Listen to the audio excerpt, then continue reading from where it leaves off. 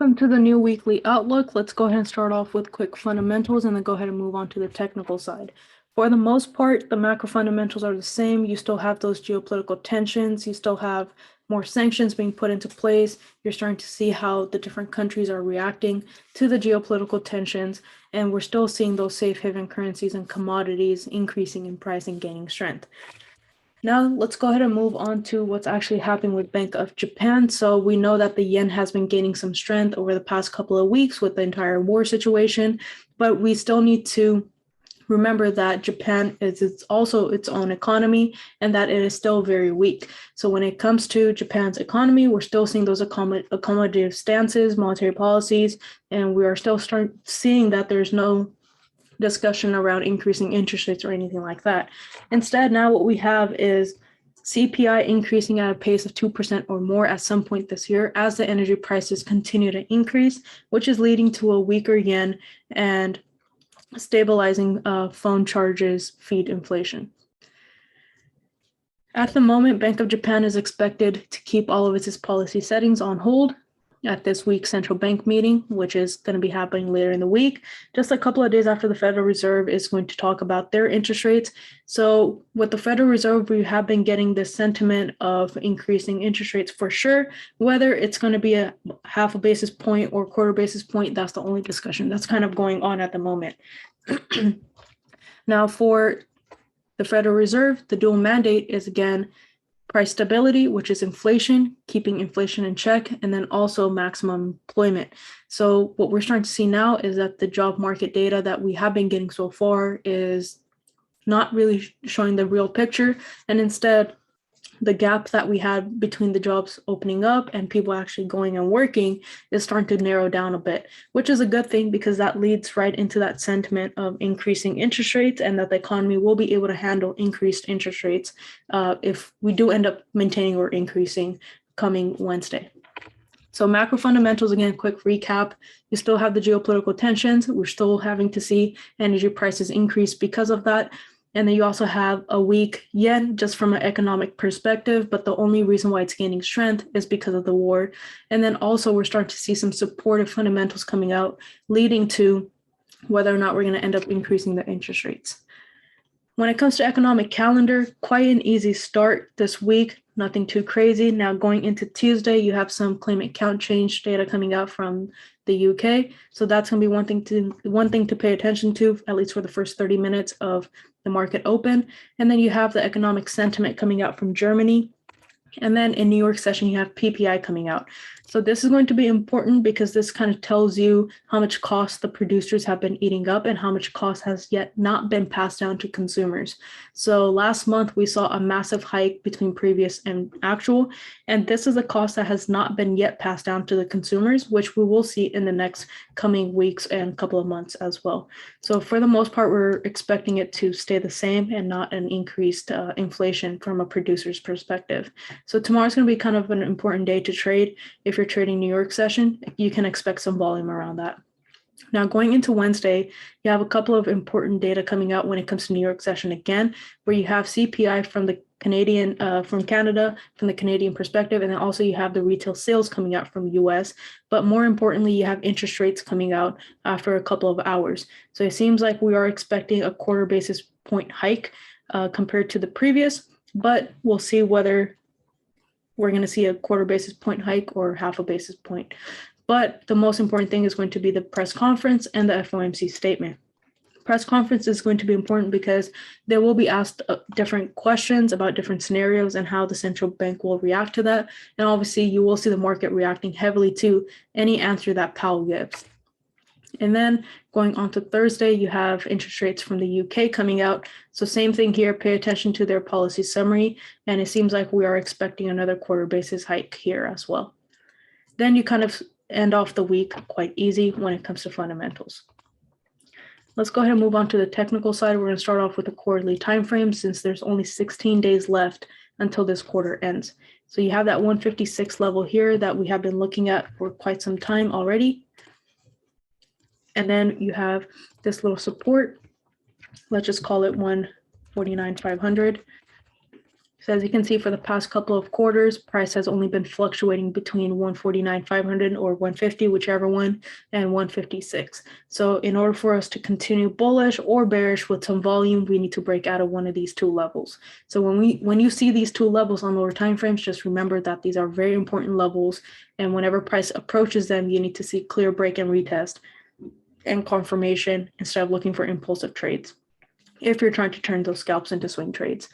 When you come onto the monthly time frame, we have been maintaining a bullish structure here for the most part, and now we're starting to consolidate. The market only collects orders in two ways, consolidations and retracements.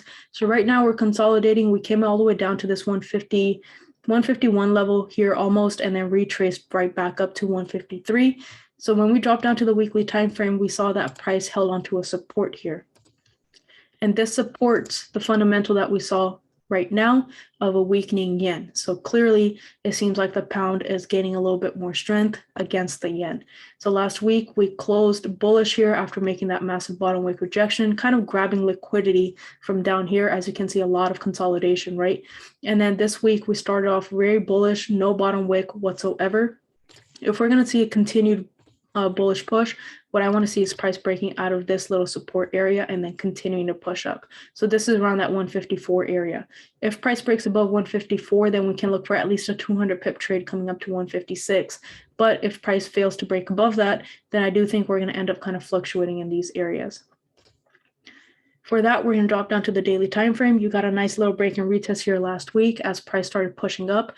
And then the first daily candle here for this week closed bullish with no bottom wick whatsoever, but we did reject into 154. Right now, the new daily candle just started forming about 4 hours ago. So we are starting to see a bullish push here as well. But what I want to see specifically when we drop down to the 4-hour time frame is if price is going to continue holding on to this area of support and then continue pushing.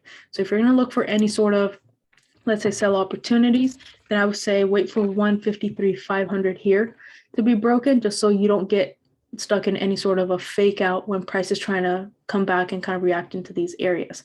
So instead, you have a higher chance of looking for a better sell opportunity once 153.500 is broken, because this is your bullish structure to the upside, and that bullish structure is broken when 153.500 is broken, or else you just kind of end up fluctuating here. So this is kind of your determining point of whether price is pushing down to test this bullish structure and then continue pushing up, or is this more like price holding onto a support and then holding onto this area as resistance, like a pullback to correct the sell-off and then continue pushing. So either way, you're going to have much better sell opportunities below 153.500. Now, if you're looking for any sort of buy opportunities, then clearly wait for 154 to be broken, because when you look on the 4-hour time frame, a lot of wick rejections here, as you can see. So just wait for price to clear out of all of this, and then you have those clean buy opportunities to the upside. You can also use the hourly for a confirmation. So here, as you can see, price kind of fluctuated here a little bit right into these areas, pushed up, and it seems like it's kind of holding on to a support right here. But again, we haven't really broken the previous highs, so we can't say if it's going to continue pushing bullish just yet. Instead, we just wait for 154 to be broken, and then you have those clean buy opportunities for about 200 pips to the upside. Or sells coming back down to 153.500, and for that, you can start off with, about 30 pips or so, and then you can let runners go for almost 50 pips. And then if price does come back down to correct this entire bullish push up on the daily time frame, then you have all this to target 152.500 to almost 152 flat. And that's again because price is still maintaining some bearish structure here on the daily time frame. So these are some of your lower highs that price is forming, and it seems like at the moment price pushed down, created a support, pull back up, create a new low, and it's pushing back up. So again, wait for 154 to be broken, so then you can target around 155, and if that's broken, then 156. So that's why your higher time frame structures are still bearish. So that's why you have to wait for confirmation, and if you have sells, then you catch it right here at 153.500. So keep the higher time frame structure in mind as you're looking for your trades. Then we move on to gold. Same thing. Let's start off with the quarterly time frame with 16 days left. So I'm going to mark off the all-time highs that I have tapped into. So let's just say 2075, because when we drop down to lower timeframes, we will see those candles closing there. And then I would mark off 1900, which was an all-time high that price kind of failed to break above and close above, as you can see. So we only made those top wicks and then pull back down. So it's just going to be these two levels on the quarterly time frame. When we come on to the monthly, we can also mark off this area here, because if we're looking for any buy opportunities, that can be our first target, and then 2075. So even on the monthly, what price did was simply consolidate right here. It seems like it's starting to break out of it finally right here, pushed up, filled this entire wick, and rejected and pushing back down.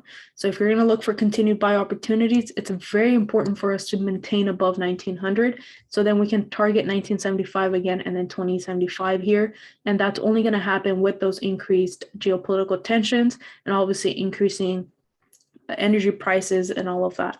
So once we start to see better macro fundamentals coming out, we will see gold coming back and breaking below 1900.